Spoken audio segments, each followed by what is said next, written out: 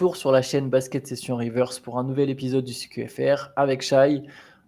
Comme tous les mercredis, on s'est laissé le mardi soir très tard pour le coup sur la late session. Comme vous pouvez le constater, on n'est pas très frais. En tout cas, je ne suis pas très frais.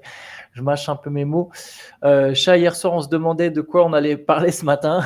Bon, il n'y a pas une actu très chargée, mais on a quand même quelques sujets à décortiquer ensemble. On va commencer par le trade avorté de DeAndre Ayton aux Mavericks. Apparemment, ça a été très très chaud le soir de la draft. Il y a eu un deal qui n'est pas passé loin d'aboutir. Donc DeAndre Ayton se serait retrouvé à Dallas en l'échange de 3 joueurs. Richaun Holmes, qui a été transféré finalement à Dallas le soir de la draft, mais donc qui aurait pu à ce moment-là être rerouté du côté de Phoenix. Jamal McGee et Tim Hardaway Jr. C'était donc 3 joueurs contre 1. Qu'est-ce que ça t'inspire un peu cette rumeur? Qu'est-ce que tu en penses? Est-ce que du coup les Suns font du bluff avec DeAndre Ayton? Mais c'est ça la question, parce qu'ils viennent de faire passer le message selon lequel ils allaient sans doute commencer la saison avec et qu'ils croyaient en lui et tout ça. Et là, on apprend dans la foulée que ils ont quand même bien essayé de le trader et que c'est pas passé si loin. Pour Dallas, ça aurait été super parce qu'Ayton, c'est une pièce manquante. Enfin, pour cette équipe-là, ce serait parfait avec le profil des joueurs qu'il y a autour. Par contre, la contrepartie, elle me paraît un peu faible. Je sais pas ce que t'en penses, mais bon, Richaun Holmes, c'est un bon joueur, il n'y a pas de souci. Tim Hardaway, c'est un shooter, même si il a été pas mal blessé. Et Javel Magui, c'est Javel Magui.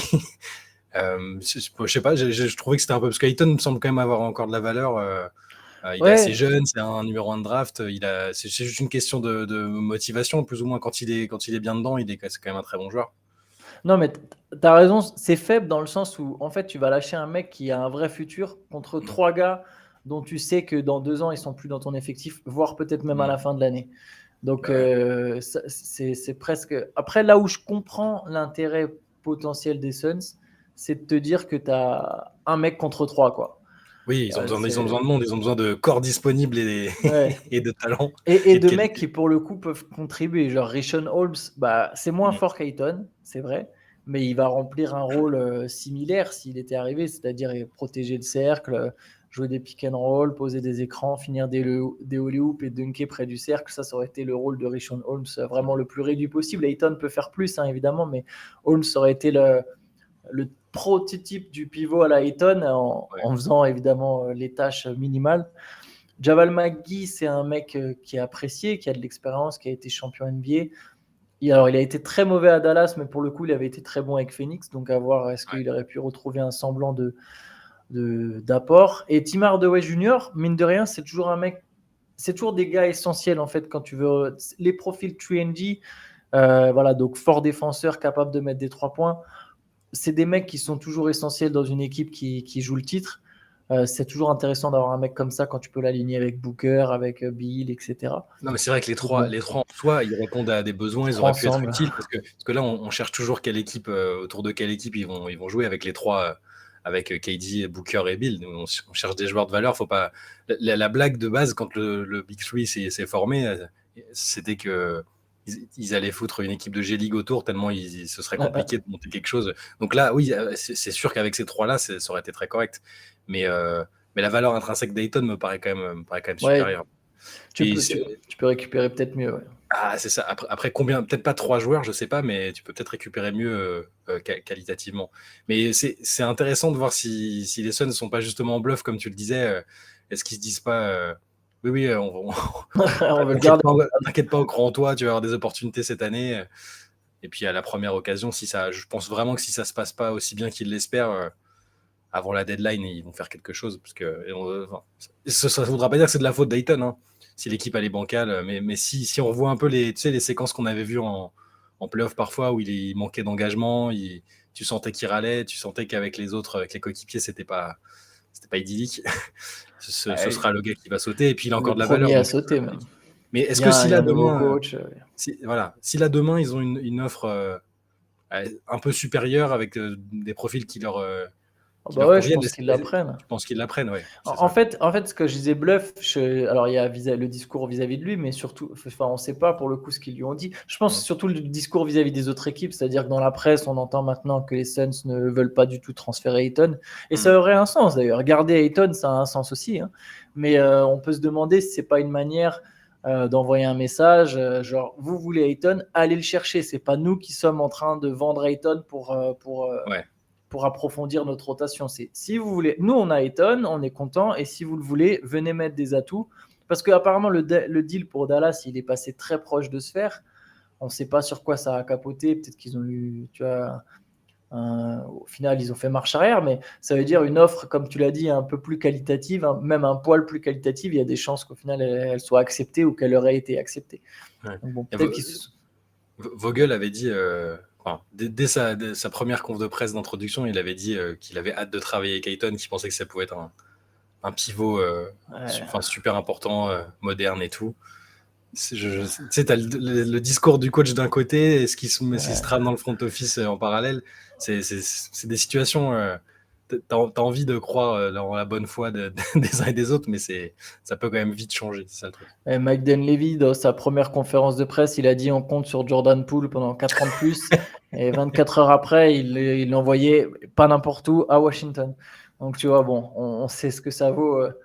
Après Vogel, oui. Enfin, je sais pas, Darvin Ham, l'an dernier, il nous aurait martel du Westbrook à toutes les sauces pendant tout l'été. Et au final, les Lakers sont finis par... Je vais en faire un défenseur, il a dit.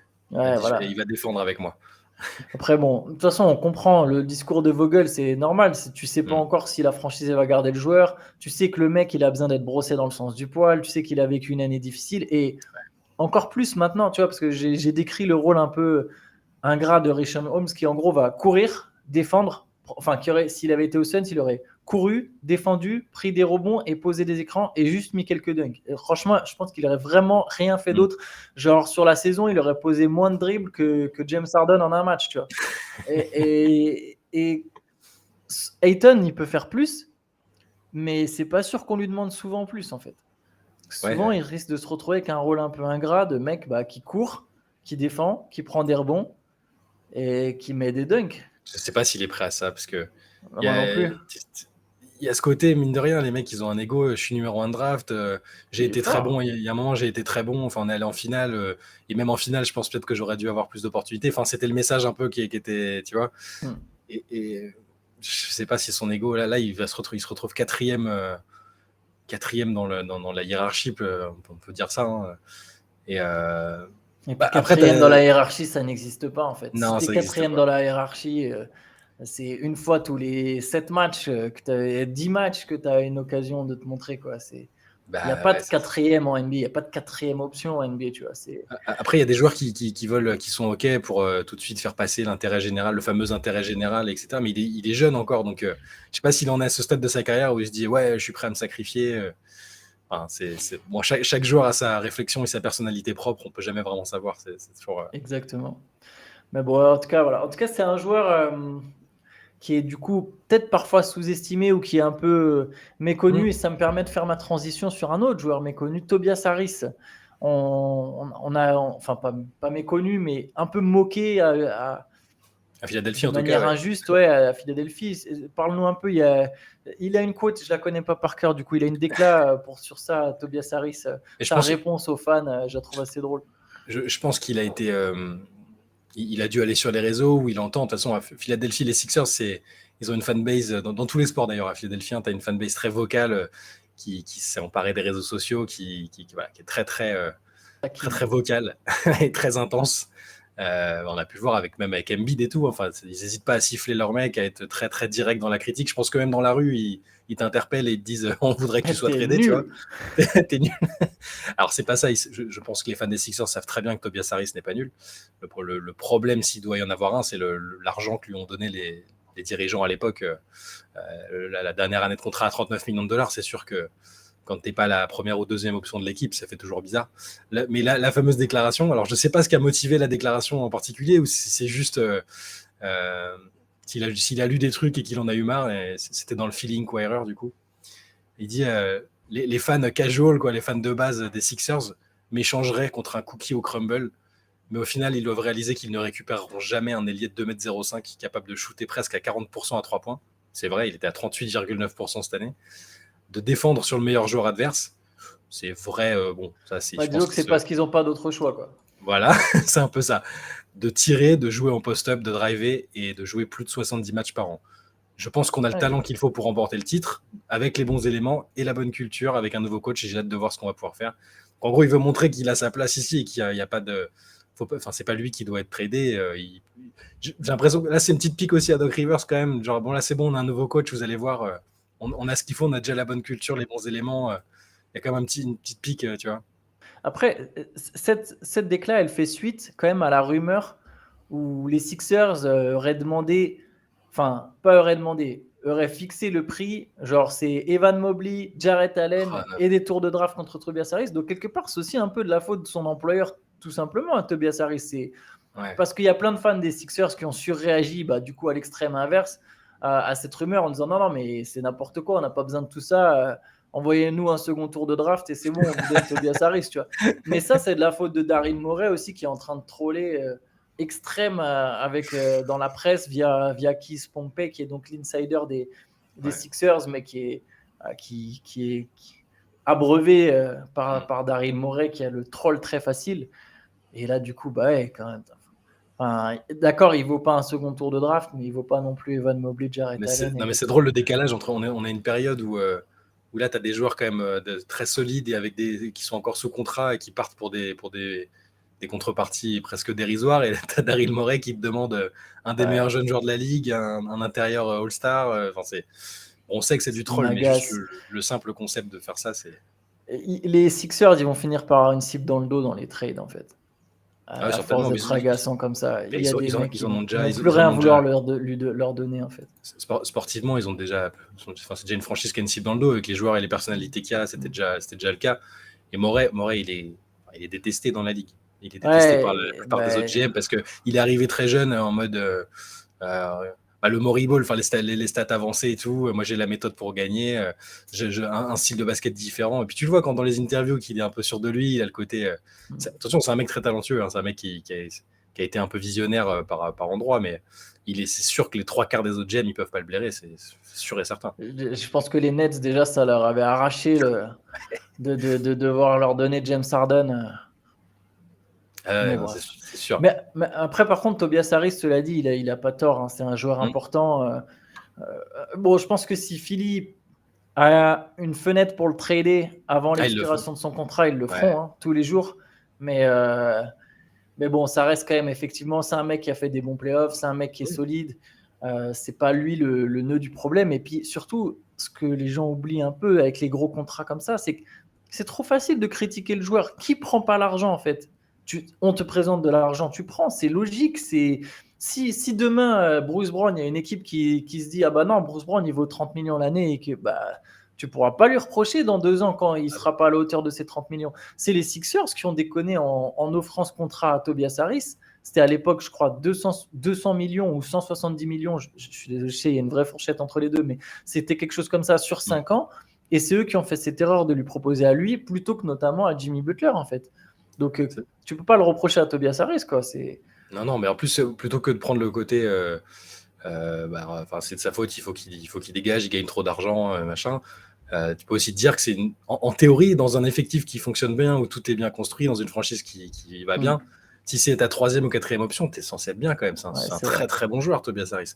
Et après, oui, les 39 millions, ils sont de la dernière saison, là, ils sont là, ils piquent un peu, forcément, quand tu vois d'autres joueurs qui sont payés beaucoup moins. Mais c'est encore une fois, oui, c'est pas de sa faute. Et s'ils veulent pas ne pas assumer le contrat qu'ils ont donné, ils peuvent toujours le trader. Et puis, encore une fois, le front office des Sixers, ils ont du mal à. Ils pourraient le défendre un peu mieux, entre guillemets, en disant on croit en lui. Enfin, même sous Doc Rivers, il n'était pas très. On n'entendait pas beaucoup parler de Tobias Harris, je trouve. C'était très discret. Ça tournait quand même beaucoup autour de Joel Embiid et un peu d'Arden. Bon. Donc, je pense qu'il mérite d'être là. Ce joueur-là, c'est pareil, tu vas voir. On va se rendre compte plus tard, peut-être à la fin de son contrat, il va trouver une autre équipe et on va se dire ah ouais, quand même, il va gagner moins d'argent, c'est sûr et certain. Mais il va peut-être trouver un truc un peu plus adapté à lui, avec moins de pression, et ça reste un joueur qui est pas vieux. Donc, Il je a pense, 30 ans. que voilà, c'est un gars qui a peut-être besoin aussi d'un changement de contexte et de statut, de style de jeu, de tout ce que tu veux, et on se rendra compte que c'était peut-être un très très bon joueur et que Philadelphie a déconné avec. Après, c'est vrai que ça fait 2 ans que ses stats, elles baissent un peu. Mais bon, quelque part, pareil, je reviens sur les Sixers, quand ils l'ont signé, il avait déjà 26 ans. Ouais. il rentrait dans son prime, mais ça se voyait que c'était, enfin, le joueur qu'il était à ce moment-là, c'est lui, quoi. Tu vois, il n'allait pas avoir une marge de progression phénoménale. Et tu pouvais pas non plus espérer que pendant son contrat, tout au long de son contrat, il développe, il passe un nouveau cap. Ou alors c'est une très mauvaise appréciation du joueur qu'il était. Et dans ce cas-là, c'est aussi inquiétant. Tu te dis, mais tu connais pas ton propre joueur ou tu te rends pas compte que ton propre joueur, il a atteint son niveau là aujourd'hui.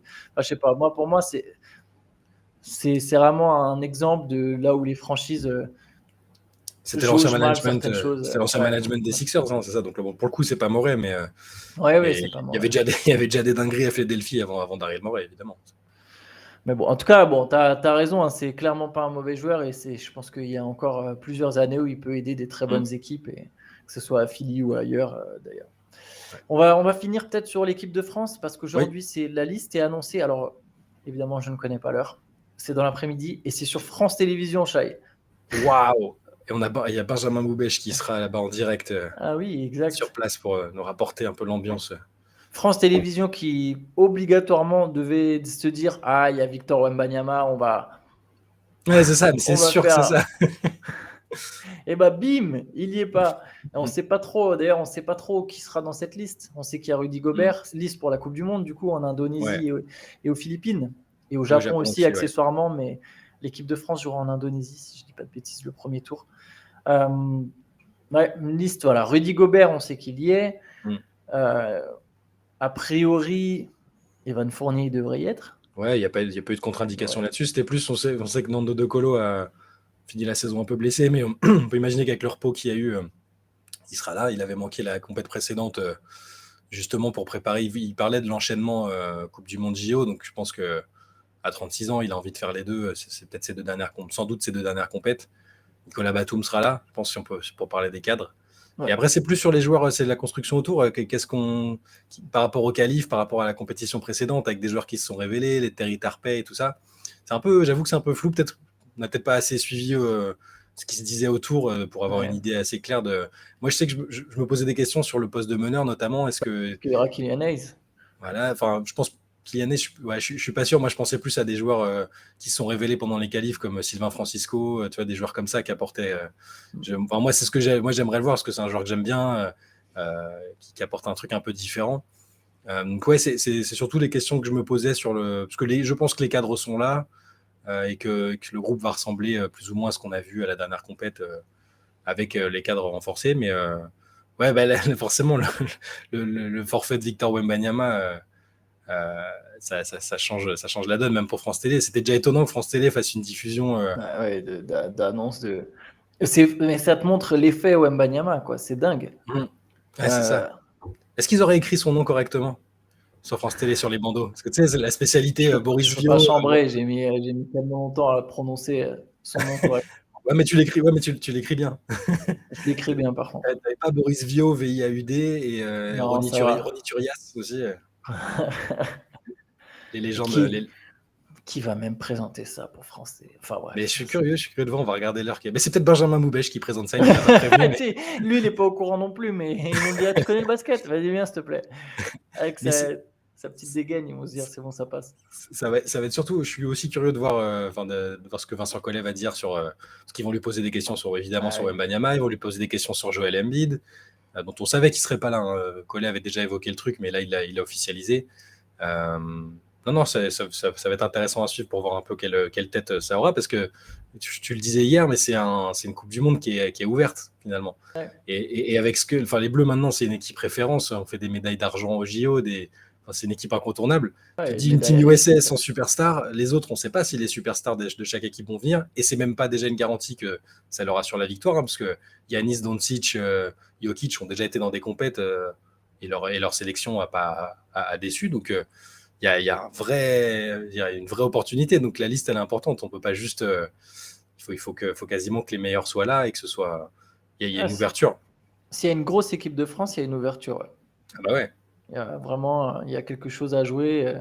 Juste avant les JO, c'est quand même important. Là, c'est une compète importante. Bon, on suivra ça évidemment tout à l'heure et on fera la news de la liste sera sur Basket Session. Voilà, pour ceux Yes. qui ne regardent pas France Télé, je sais pas, vous êtes au taf, en cours, enfin en cours le 24, le 28 juin, bon, ça En craint, examen? j'espère pas pour vous. Mais voilà, donc n'hésitez pas sur votre téléphone, sur votre ordinateur à aller voir sur Basket Session cet après-midi. On aura la news de la liste. Et nous, on se retrouve demain pour un nouveau CQFR, hein, en espérant qu'il y ait quand même une certaine actualité. Normalement, ça devrait le faire. On trouvera forcément des rumeurs ou quelque chose à traiter, ou même la liste d'ailleurs, justement. Bien sûr. Donc voilà, donc on se retrouve demain. Maintenant, je vous dis bonne journée à tous. Ciao, Shai. Ciao.